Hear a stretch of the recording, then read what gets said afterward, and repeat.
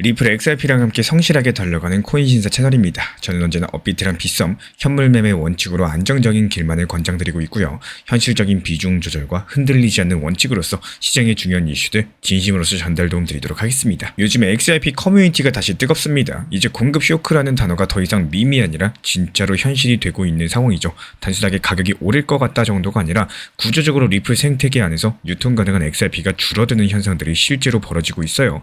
먼저 지금 XRP의 유통량을 줄이고 있는 핵심은 바로 플레어 네트워크입니다. 플레어의 FSL, FXRP 시스템은요, XRP를 단순하게 잠그는 게 아니라 일종의 금고에 넣고 랩핑된 버전의 XRP를 발행하는 구조예요. XRP 보유자가 굳이 매도를 하지 않아도 FXRP를 통해서 수익을 얻을 수 있게 된 겁니다. 결국에 거래소로 흘러들어오는 매도 물량이 줄어들겠죠. 이 시장 유동성이 점점 얇아지는 구조를 띠고 있다는 겁니다. 이 최근 데이터에 따르면요, 플레어 네트워크에 브릿지된 XRP 규모는 4,300만 달러에서 5,600만 달러 규모로 증가했고, FXRP 주간 발행 한도는 500만 개인데요. 최근에는 3시간 만에 한도 초과가 될 정도로 수요가 엄청나게 폭발을 했습니다. 이건 단순하게 이벤트가 아니라 유통에서 묶이는 XRP가 점점 늘고 있다는 실증 데이터예요. 그리고 코인베이스 XRP 보유량이 최근에 몇 달 사이에 90% 이상 급격하게 감소했습니다. 이 수치가 확인 가능한 온체인 추적 데이터에서도 뒷받침이 되고 있는 상황인데요. 즉 공개 시장에 풀려있는 XRP의 물량은 줄고 있고, 대신에 온체인 대형 지갑들, 기관 커스터디 계정, 그리고 브릿지 자산 형태로서 옮겨가고 있다는 뜻입니다. 이건 단순하게 거래소에서 빠져나갔다 수준이 아니라 시장 내부 즉시 거래 가능한 물량들이 사라지고 있다고 보셔도 되는 거고, 이게 바로 공급 쇼크의 전조 현상이겠죠. 그리고 공급이 잠기는 동시에 수요 쪽도 같이 움직이고 있습니다. 나스닥 상장사 비보파워, 웰지 스틱스 같은 기업들이 XRP를 준비 자산으로 편입하고 있죠. 이 자산 운용사들의 펀드 라인업에서도 XRP가 현물 ETF 후보로서 들어가 있는 상태입니다. 물론 7개의 ETF가 곧 출시된다는 일부 보도는 확인할 수 없겠지만요. 다만 기관이 XRP를 공식 회계 자산으로 인정하는 움직임이 현실로 시작이 됐다는 건 팩트예요. 이런 것들이 2018년, 2021년처럼 투기성 매집이 아니라 결제 인프라 자산으로 편입하려는 전략적인 매집이라는 점이 핵심입니다. 즉 현재 리플 같은 경우는 이제 단순한 코인이 아니라 금융 시스템의 백엔드로서 진입 중에 있는 자산이라는 겁니다. 많은 분들께서 유통량이 줄어든다에만 집중을 하시지만요. 사실 진짜 중요한 건 유통의 속도예요. XRP가 FXRP, MXRP 또는 담보형 대출 구조로 묶이게 된다? 그렇다면 그 토큰은 시장에서 빠르게 돌지 않게 되겠죠. 이런 것들은 물량이 소각된 게 아니라 회전 자체가 멈춘 상태로 보시면 됩니다. 그리고 회전이 멈춘 자산은 어떨까요? 시장이 조금만 매수세를 받아도 훨씬 더 강한 가격 반응을 보일 수밖에 없겠죠. 즉 유통 속도 저하가 바로 가격 탄성의 핵심이다라는 말씀을 드리는 겁니다. 최근에 커뮤니티에서는 결국에 남는 거는 2,100만 개뿐이다라는 말이 돌고 있죠. 이건 상징적인 수치일 뿐이지 현실적으로 전량이 그렇게 묶일 가능성은 없습니다. FXRP라거나 MXRP에 잠긴 XRP도 필요하면 언제든지 언락이 되겠죠. 다만 그 숫자가 상징하는 건 분명합니다. 거래 가능한 XRP가 비트코인급 희소성을 갖게 될 수가 있다. 즉 희소성에 대한 인식의 전환점이 왔다라는 거예요. 물론 브릿지 구조에는 리스크도 존재합니다. FXRP는 탈중앙 브릿지지만 여전히 시스템 리스크라거나 패깅 문제에 노출될 수가 있겠죠. 락업된 물량이 청산되거나 담보가 깨지면은 또 반대로 매도 압력으로 작용할 수도 있겠습니다. 그래서 공급 쇼크에서 무조건 폭등은 단순한 공식이 아니라는 거예요. 이 시장 전체 신뢰도, 제도권의 수요, 그리고 담보 안정성들이 다 함께 작동해야지만 진짜 희소성이 가치로 전환이 될 겁니다. XRP는 지금 공급이 잠기고 유통 속도가 느려지고요. 기관이 매집하고 있는 초기 구조적인 희소화 단계에 있습니다. 이게 단순하게 투자 재료가 아니라 XRP라는 자산의 성격이 바뀌는 흐름인 거고, 그래서 저는 이 시기를 가격보다 구조를 보셔야 되는 구간이다라고 바라보고 있습니다. 이 공포 속에서 묻힌 구조적인 변화를 먼저 읽은 사람들만이 진짜 희소성의 초입에서 기회를 잡을 수 있으니까요. 그리고 요즘 시장에서 이더리움 이야기가 심상치가 않습니다. 공급이 거의 잠겼고 수요가 제도권에서 폭발한다. 이 문장 하나가 지금 시장의 방향성을 설명해주고 있는데요. 오늘은 단순한 낙관론이 아니라 이 데이터로 증명되는 공급과 수요 구조를 차근차근 짚어보도록 하고, 그리고 이런 흐름들이 결국에 알트코인, 특히 리플 XRP로 어떻게 번질 수 있는지 연결시켜 드려보도록 하겠습니다. 이 먼저 공급 부족이라는 말부터 구체적으로 보셔야겠죠. 현재 이더리움 전체 발행량 중에 약 30%가 스테이킹으로 묶여 있습니다. 이건 단순하게 지갑에 잠들어 있는 게 아니라 검증자 노드로 들어가서 유동성이 제한된 상태라는 거겠죠. 게다가 기관들이 들고 있는 물량이 생각보다 큽니다. 기업의 재무, 트러스트 계좌를 합치면 약 4.9%, 그리고 최근에 출범한 미국 현물 ETF들이 약 5.6% 정도를 보여주고 있습니다. 이 두 가지 집단만 합쳐도 약 10%가 사실상 시장에서 빠져있는 셈이에요. 거래소 보유량도 사상 최저 수준으로 떨어졌습니다. 온체인 데이터를 보면 유통 가능한 이더리움 수량이 2018년 이후에 가장 얇습니다. 즉 매도벽이 얇아진 상태에서 수요가 조금만 들어 하더라도 가격은 훨씬 더 민감하게 반응하게 되겠죠. 그리고 여기서 수요의 중심은 명확합니다. 제도권의 자금인데요. 미국 현물 이더리움 ETF가 승인된 이후에 첫날 유입이 1억 달러대였고 그 이후에 몇 주간 들쑥날쑥했었지만 최근에는 이더리움 ETF에 대한 꾸준한 순유입이 이어지고 있습니다. 이건 단순한 단기 매매가 아니라 연금과 헤지펀드 같은 이렇게 길게 들고 가는 돈이 들어왔다는 뜻이겠죠.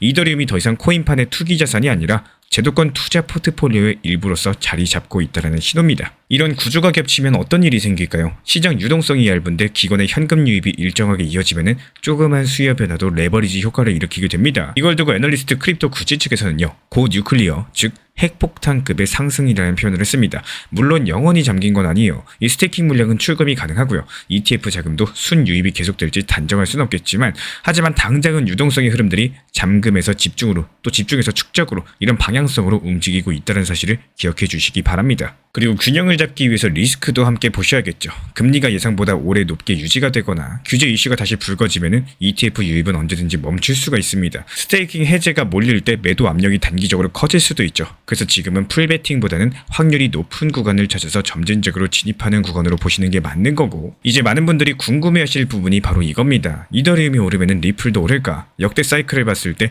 이더리움이 리드했을 때 자금이 알트 시총 상위권으로 확산되는 구조가 반복되어 왔었죠. 다만 모든 알트가 동시에 오르는 건 아니에요. XRP가 이런 흐름들을 타려면 세 가지 조건이 맞아 떨어져야 됩니다. 첫 번째로 시장 유동성이 메이저에서 라지캡으로 넘어가는 거. 그리고 두 번째로 XRP 고유의 호재, 예를 들어가지고 RLUSD 스테이블코인 발행이라거나 ETF 심사 진정 같은 이런 것들이 병행될 거. 그리고 세 번째로 선물 레버리지보다 현물 수요가 중심일 것이 중요합니다. 이 세 가지가 충족되면요. 이더리움 주도 랠리가 XRP까지도 확산될 가능성이 높은 거고 특히 XRP 온체인 활성 지갑과 고래 매집이 늘어나는 타이밍 이때가 맞물리게 되면 순환 자금이 연결이 되겠죠. 여기서 우리 구독자분들께서는 세 가지 데이터 정도만 꾸준히 봐주시면 돼요. ETF 일별 순유입, 순유출 흐름, 그리고 거래소 이더리움 잔고 증감, 그리고 스테이킹 참여율, 그리고 언스테이킹 Q 길이. 이 세 가지가 동시에 유입은 늘어나고 잔고는 줄어드는데 스테이킹은 높아진다. 이렇게 재정렬이 된다면은 그게 바로 상승 확률이 가장 높은 구간이라고 할 수가 있겠습니다. 그때는 현물 위주로 분할 매수 접근하시고 또 비중 조절하시면서 손절 라인만 명확하시면요. 이 세 가지 원칙으로 대응하시면 충분합니다. 해당 지표들 우리 신사 채널 차원에서 실시간 모니터링 중에 있고요. 이에 따른 단기 반등 타점에서 빠르게 브리핑 도움 드리고 있기 때문에 우리 신사 채널 구독해 주신 분들 중에서 실시간 커뮤니티방 입장 원하시는 분들 현재 보이는 번호로 문자 신청 주시면 입장 도움 드리도록 하겠습니다. 결국에 지금 시장은 단순한 가격 싸움이 아니라 구조 변화 싸움입니다. 공급은 잠기고 수요는 제도권으로 들어오고 있어요. 이런 것들이 단기 뉴스가 아니라 금융 인프라 의식이 바뀌는 흐름이라는 거고 이더리움이 먼저 불을 붙이면요. XRP는 그 불이 번지는 두 번째 단계에서 움직이게 될 겁니다. 그때 놓치지 않으려면 데이터로 시장을 보는 습관부터 잡으셔야 되는 거예요. 이더리움의 공급 진공 이슈는 단순한 유행이 아니라 암호화폐 시장 전체가 제도권 자금 메커니즘으로 전환되는 신호겠습니다. 지금은 불안한 사람보다는 공부하는 사람이 이기는 구간이기 때문에 이 시장의 속도를 쫓기보다 구조를 읽는 투자자 그게 결국에 이번 사이클의 승자가 되실 겁니다. 그리고 실제로 미국 뱅크 오브 아메리카의 최근 설문에 따르면요. 이 투자자의 76%가 암호화폐를 보유하고 있지 않다라고 답을 했습니다. 즉 시장에 참여하지 않은 사람이 참여자보다 훨씬 더 많다는 뜻이겠죠. 이건 단순하게 아직 초창기다라는 문장이 아니라 대중이 움직이지 않은 시장이 바로 자본의 진짜 기회 구간이라는 점 반드시 기억해 주시기 바랍니다. 실제로 같은 조사에서 암호화폐를 8% 이상 비중으로 보유한 투자자는 전체의 3%에 불과했고요. 4%, 2% 수준으로 나눈 경우까지도 합쳐도 10%를 넘지 못했습니다. 즉 대다수 자금은 여전히 전통자산 안에 묶여있고 암호화폐는 관심은 있지만 아직까지 믿지 못하는 영역이란 뜻이겠죠. 그리고 그 이유는 명확합니다. 첫 번째로 규제가 불명확해요. 그리고 두 번째로 FTX 사태 이후의 신뢰가 아직까지 회복되지 않았습니다. 그리고 세 번째로 세금과 보관 이슈가 일반인에게 너무 어렵습니다. 이 퓨 리서치의 미국 조사에 따르면요. 성인 중에 63%가 암호화폐는 안전하거나 신뢰할 수 없다라고 답을 했고 이건 단순한 인식 문제가 아닙니다. 시장이 기술은 앞서가는데 신뢰는 뒤처진 상태라는 뜻인 거고 그래서 지금은 가격보다 신뢰의 싸움이에요. 누가 먼저 제도권에서 신뢰를 확보하느냐 누가 먼저 일상적인 결제와 송금 시스템에 녹아드느냐 그게 바로 다음 상승의 열쇠가 되겠습니다. 그런데 여기서 재밌는 건요. 표면적인 비율은 낮아도 제도권의 유입은 이미 시작됐다는 거예요. 블랙록의 비트코인 현물 ETF, IBIT는 지금 순자산이 250억 달러를 넘어섰습니다. 이게 단순하게 투자자 몇 명이 코인을 샀다 수준이 아니라 미국의 연금, 기관, 신탁 자금이 ETF를 통해서 시장 안으로 들어오고 있다는 신호겠죠. 즉 현재 개인은 여전히 머뭇거리지만 기관은 이미 ETF라는 통로로서 포지션을 만들고 있다는 거예요. 시장 심리가 한 템포 늦게 반응하는 것 뿐이겠죠. 지금은 지금은 명확하게 확신 이전의 구간입니다. 즉 아직까진 위험하지만 기회는 열린 상태라는 거고, 이걸 다른 말로 바꾸면 전략적인 초기 시장이라고 부를 수가 있습니다. 기술은 준비가 됐고요. 제도는 열리기 직전이고 대중의 참여는 아직까진 낮은 시점. 그래서 전문가 입장에서는 지금 시기를 확신이 생기기 전에 준비하는 구간으로 바라보고 있습니다.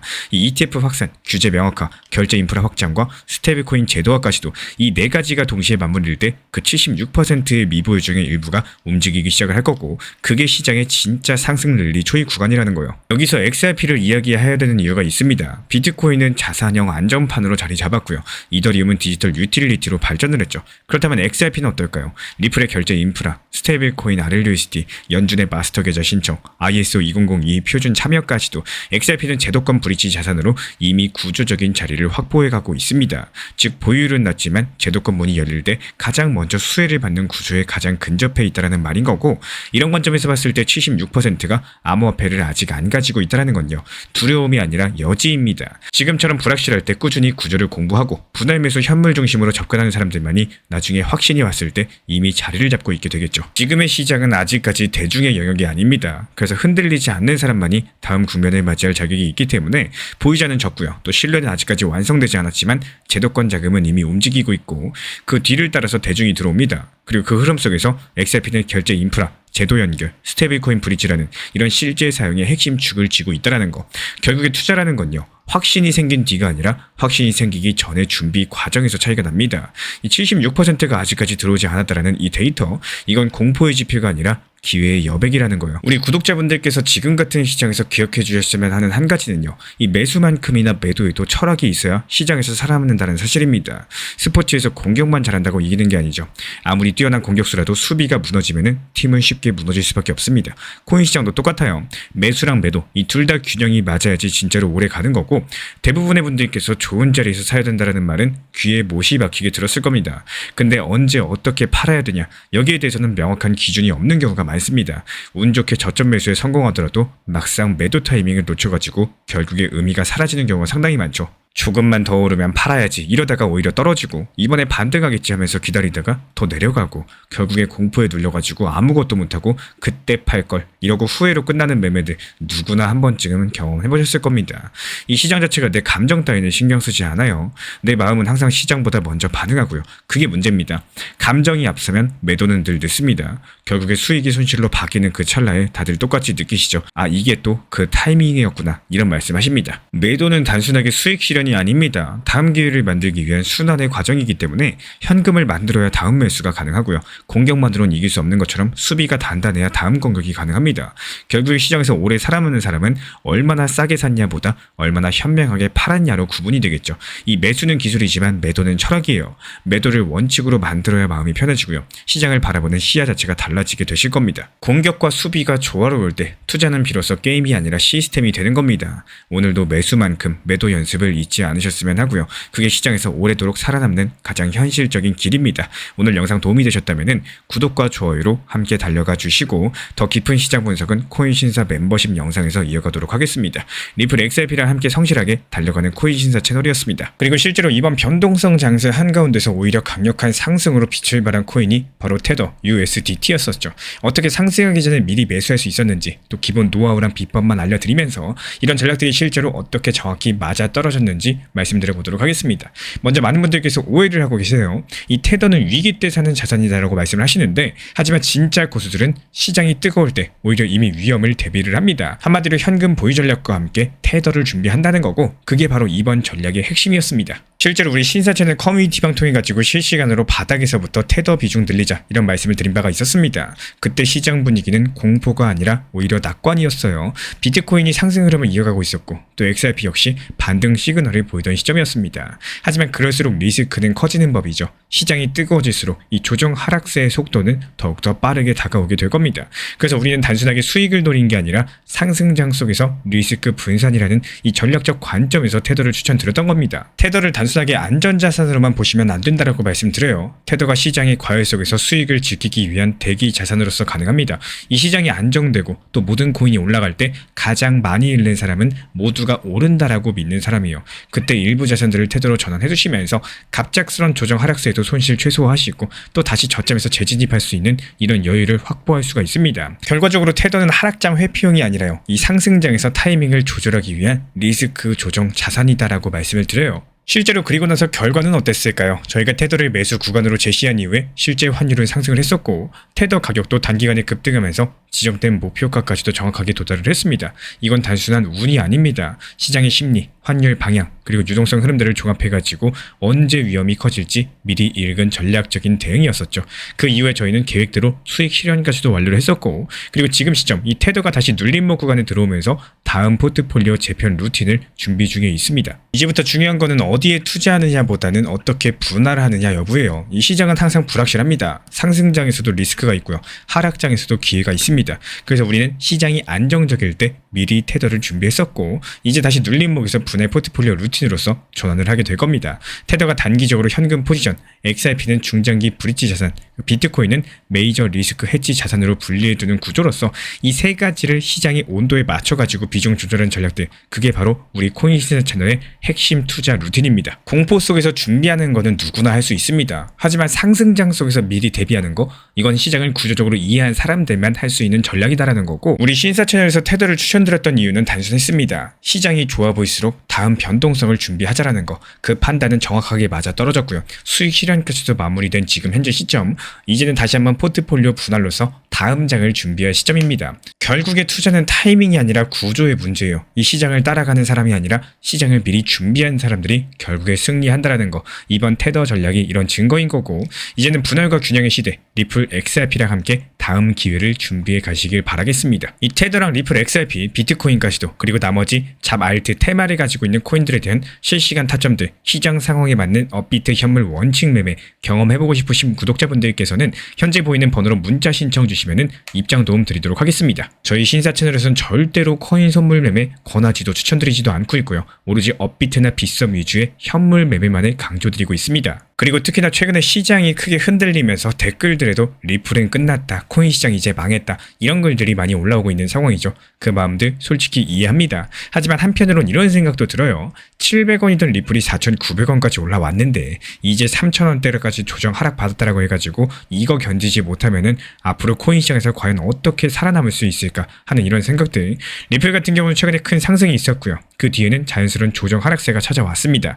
근데 많은 분들께서 하락은 불안감으로 연결을 시키시죠. 하지만 투자 시장에서 진짜로 살아남는 분들은 이런 하락들을 두려워하지 않으시고 오히려 유리하게 쓸 줄 아는 사람들입니다. 그래서 오늘은 떨어져도 마음 자체가 무너지지 않는 투자 심리 한 가지를 말씀드리고자 해요. 이 많은 개인 투자자분들이 그랬습니다. 오를 때는 매도를 못하고 또 내릴 땐 불안해서 팔고 싶어지죠. 상승장에서 혹시 더 오를까봐 욕심이 생기고 하락장에선 더 떨어질까봐 공포감이 밀려옵니다. 근데 여기서 중요한 건요, 우리가 진짜 연습을 하셔야 되는 거는 시장이 떨어져도 기분이 괜찮은 포트폴리오를 만드는 겁니다. 조금 이상하죠. 근데 그렇게 돼야지 진짜 투자자가 되신다라고 말씀드려요. 한번 예시를 들어보겠습니다. 맛있는 걸 먹으면 기분이 좋아지잖아요. 그 기분 좋은 상태에서 더 좋은 일이 생길 확률이 더 높아지겠죠.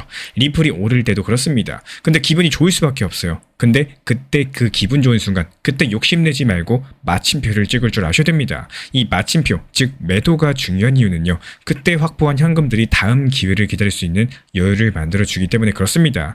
이런 현금이 있으면 어떨까요? 리플이 떨어질 때 오히려 더 반가워집니다. 드디어 기다리던 눌림목이 왔다, 이런 생각이 들 수밖에 없겠죠. 제가 리플 전용방에서도 안내드렸던 것처럼 10월 11일에는 3,850원 단기 저점 타점을 미리 잡아뒀습니다. 그게 바로 우리가 기다리던 추가 매수 타점이었었죠. 그럼 이 타점을 언제부터 준비했었을까요? 이미 9월 15일에 예고드렸던 타점이었고 3주일이 넘게 기다려서 결국에 그 가격이 찾아왔습니다. 그리고 항상 말씀드리지만 추가 매수는 조급하게 높은 가격에 할 필요가 없습니다. 기다리는 게 실력인 거고 그 기다림이 수익으로 되돌아오는 겁니다. 시장이 좋을 때는 분할 익절로서 현금 비중 확보하시고 시장이 떨어질 때는 그 현금으로 저점을 기다리는 구조들, 이게 바로 건강한 투자 루틴이다 말씀을 드려요. 그래야지만 시장이 흔들려도 리플이 또 속이네, 이런 걸 대신에 드디어 눌림 왔다, 추가 매수 완료됐다, 이런 여유로운 마음들이 생긴다라는 겁니다. 그게 바로 진짜 투자자의 심리인 거고, 항상 원칙을 지키는 투자, 그리고 건강한 마음으로서 시장을 대하는 우리 구독자분들이 되시기를 응원 도움 드리겠습니다. 현재 제가 안내드리고 있는 정보방 입장에 대해서 관심이 있으신 분들이 최근에 많아지셨습니다. 간단하게 한번 설명드려 보도록 하겠습니다. 먼저 항상 무슨 일이 있어도 업비트, 빗썸, 현물 매매로서만 안내드리고 있기 때문에 원칙 매매를 잘 활용하시는 것들을 추천을 드려요. 이 세 가지 방으로서 안내를 드리고 있는데요. 첫 번째로 가장 구독자분들께서 관심 있어 하시는 리플 전용방입니다. 리플 전용방에서는 말 그대로 리플에 대해서 집중적으로 단기 고점과 저점, 그리고 장기적인 관점에 대한 타점과 리플에 대한 시장 브리핑을 안내드리는 방이고요. 이 리플 전용방에서 안내드리고 있는 정보방 타점으로 단기 고점과 단기 저점에 대한 타점을 활용을 하시되 신경 쓰는 매매가 아니라 목표가에 미리 걸어놓고 미국 시장이 활발한 새벽 시간대 혹은 업무 시간대도 신경 안 쓰면서 수익 실현과 저점 추가 매수 타점을 활용하는 방향으로서 안내 도움 드리고 있어요. 리플을 무조건 장기적으로만 보는 게 아니라 메인 비중은 장기적으로 보유하시되 일부 비중은 단기 고점과 저점을 살려가면서 비중과 수량을 늘려나가고 평균 단가를 낮추는 전략으로서 운영하시는 것들을 항상 추천을 드립니다. 그리고 두 번째로 단기 타점의 종합방입니다. 리플을 몰빵으로 장기적으로만 보유하다 보면 결국에 시장의 흐름을 놓치게 되기 때문에 적당한 알트코인들을 비중을 활용하시면서 적극적으로 투자 전략으로 살려나가는 게 정말 중요합니다. 예를 들어 가지고 좋은 엔진의 리플 코인을 보유했으면 그 엔진이 잘 활용될 수 있도록 좋은 기름과 엔진 오일의 역할이라고 생각을 하시면 되는 거예요. 안내드리고 있는 단기 타점의 목표 타점, 성향은 말 그대로 단기적으로만 접근하시는 걸 항상 추천을 드리고 있습니다. 간혹 지금 시장이 안 좋은 단기적인 알트코인이 가능하냐 이렇게 생각하시는 분들도 계신데요. 지금 시장에서 단기 타점이 불안하다라고 느끼시거나 알트코인을 공략하는 게 맞나 이렇게 생각하시는 가장 큰 이유 중에 하나는 시장의 테마에 맞는 코인이 아니라 이미 급등이 나왔거나 주목을 받고 있지 못한 코인들을 공략을 하거나 혹은 목표 타점이 비정상적으로 높거나 혹은 순간적으로 움직임이 나올 수 있는 단기 고점의 타점을 찾지 못해서라고 생각을 해요. 결국에 투자 시장은 순환적으로만 흘러가기에 적당한 알트코인들을 비중에 맞춰가지고 병행하면서 여기서 나온 수익들로 리플의 단기 저점 매수의 계획을 통해 가지고 하나의 톱니바퀴처럼 움직이도록 내 포트폴리오를 구성을 할 줄 아셔야 됩니다. 타점은 말 그대로 단기 타점답게 수익 실현하고 나면 사실 그 이후에 더 상승하던 떨어지던 크게 신경 쓸 필요가 없겠죠. 시간 또한 바빠가지고 걱정할 필요가 없는 게 항상 말씀드린 이런 목표 타점에 미리 걸어두면은 신경을 쓸 필요가 없다는 점을 반드시 생각을 하셔야 됩니다. 그리고 세 번째로는 종합 브리핑방인데요. 중요할 수 있는 속보, 시장 브리핑에 대한 핵심 내용들을 전달드리면서 시장이 어떻게 흘러가고 앞으로의 시장이 어떻게 움직일까 이런 중요 핵심 내용 같은 것들을 전달드릴 뿐만 아니라 메이저 코인과 그리고 스윙과 중장기적인 타점에 대해서 안내드리면서 단기적 관점보다는 조금 보유 기간이 있다라고 하더라도 목표 타점 자체를 높게 보는 방향으로서 안내드리고 있는 방입니다. 대표적으로 최근에 도지코인에 대해서도 목표 타점을 높게 276원의 종합 브리핑방에서 타점 안내드리면서 여유롭게 약 5일 정도 보유하면서요. 도지코인이 상승이 연달아 나오고 있을 때 오히려 과감하게 370원의 목표 타점을 안내드렸습니다. 이렇게 상승이 잘 나오고 있을 때는 대부분 여기서 더 오르는 게 아닌가 이렇게 생각을 하시는 분들이 많이 계시겠지만 항상 적당한 고점에서 수익 실현하는 것들을 목표로 잡는 게 정말 중요하다고 말씀을 드려요. 이렇게 세 가지 방 입장 안내드리고 있기 때문에 항상 업비트, 빗썸으로서 현물에 대해서 안내드리고 있습니다. 비중 조절과 원칙 매매를 통해서 일하거나 바쁜 와중에 신경 쓰시는 매매보다는요.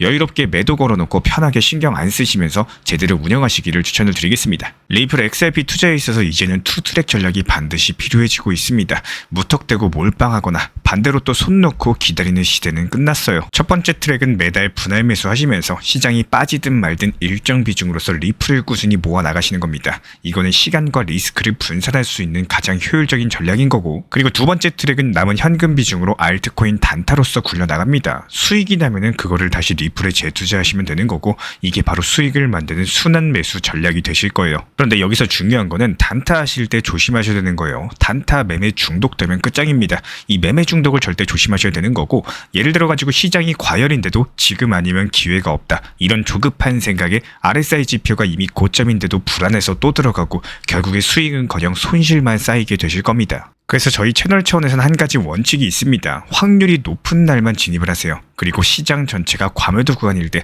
비트코인 기준 RSI가 바닥을 찍을 때, 그때 알트코인 중에서 최근 거래량이 급등한 종목이 과매도의 경우 MACD, 볼린저 밴드, 이동평균선과 일목균형표 참고해서 신중하게 매수 진입 타점 들어갑니다. 그리고 그 외에는 아예 매매를 쉬는 날도 반드시 있어야지 진짜 단타인 거고, 그렇다면 이걸 어떻게 구별할 수 있는지 궁금하실 거예요.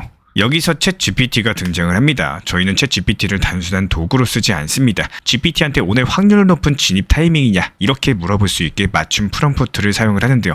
그리고 그 결과에 저의 실전 매매 노하우 30%를 덧붙여가지고 GPT 시그널을 보완합니다. 어떻게 하는지 궁금하신 분들 GPT 검색력과 활용 전략을 이용해가지고 이 두 가지를 한 방에 알려드리고 있습니다.